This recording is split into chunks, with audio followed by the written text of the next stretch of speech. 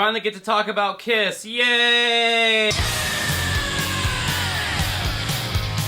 Kiss is a band that is famously known for hawking any old piece of crap with their name plastered on it just to make a buck. This idea was started all the way back in the early days of Kiss when their manager Bill O'Coin saw an unorthodox opportunity for a unique-looking band like Kiss to market themselves outside of just selling records. Before you knew it, you had Kiss action figures, Kiss coolers, Kiss deodorant, Kiss Hello Kitty brand toilet paper, and even Kiss condoms. Yes, that's right, you can practice safe sex with Gene Simmons' disgusting face on the actual rubber. So it was only a matter of time before Kiss finally made their way onto a video game console, and I'm surprised it took them until the year 2000 to do so. But on October 19th, 2000, we finally got Kiss Psycho Circus, The Nightmare Child. I know, the name rolls right off the tongue, and you may be asking yourself, why is it such a long title after Kiss?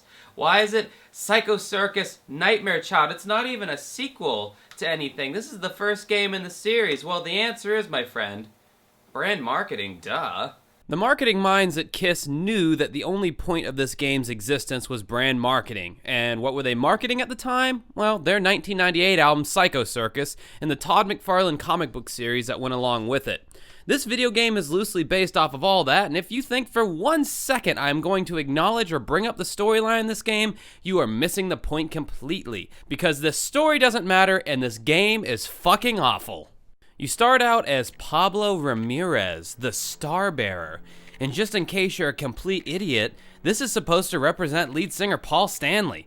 They tell you as much in the instruction manual, which I don't understand because literally the only people who would have bought this game would have been Kiss fans or some poor unfortunate kid whose parents didn't know the difference between this and an actual good game.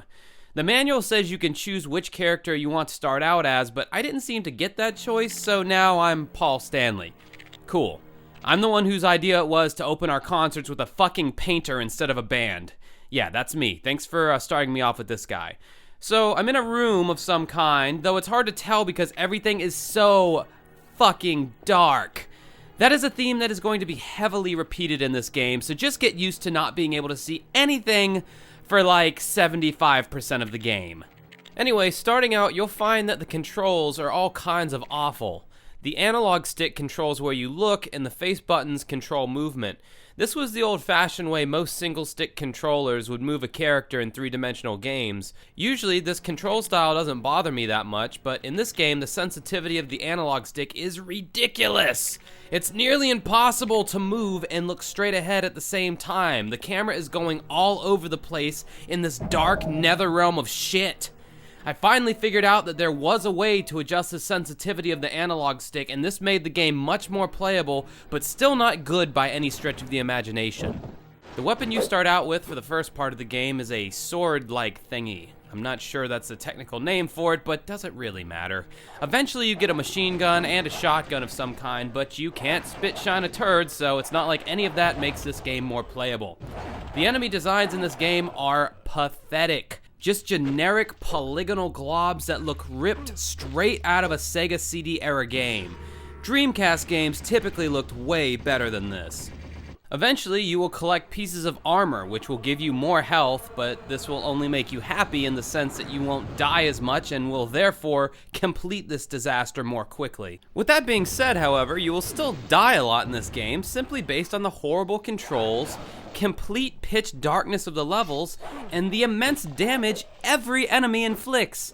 Thankfully, or maybe as a sick form of torture, you do get infinite continues and no game overs, so you really don't have an excuse to give up as far as the game is concerned. There is an autosave feature as well, but that is never really explained in either the game or the manual, so I dreaded the moment when I had to turn the console off, just based on the fact that I was trying to get this video done, and I did not want to have to suffer through any of this shit all over again.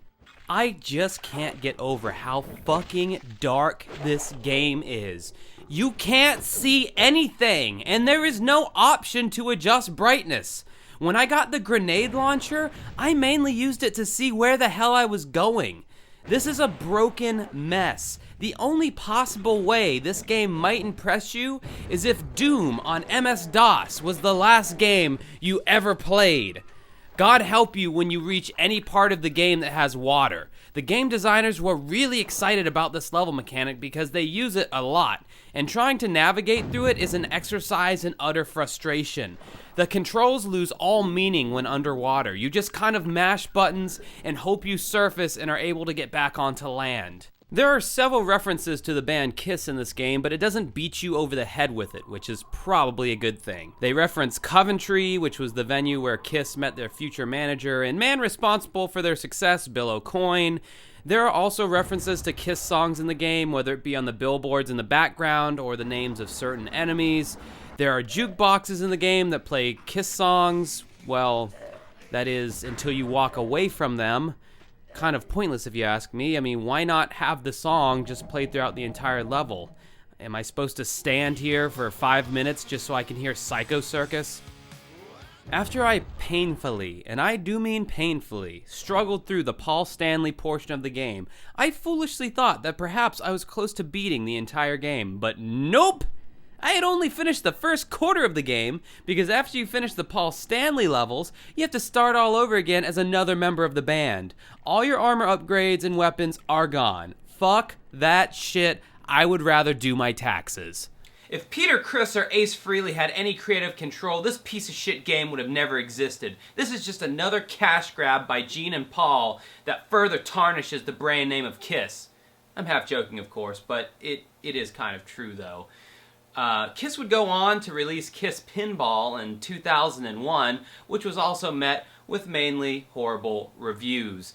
I'm sad that this is the first video that I've ever done on Kiss because I actually liked the band pretty well, and the album Psycho Circus was pretty damn decent in my opinion. So anyway, I hope you enjoyed my thorough dressing down of probably one of the worst games on the Sega Dreamcast. And until next time, have a good rest of your night. And in case you're wondering, no, Paul Stanley is not my favorite Kiss member. I'm more of an Ace Frehley kind of guy. But Paul Stanley's makeup is kind of the easiest to do, even though I think I fucked the star up a little bit. Also, Paul Stanley has a really good audiobook out called Face of Music, which you should check out. Anyway, have a good rest of your night.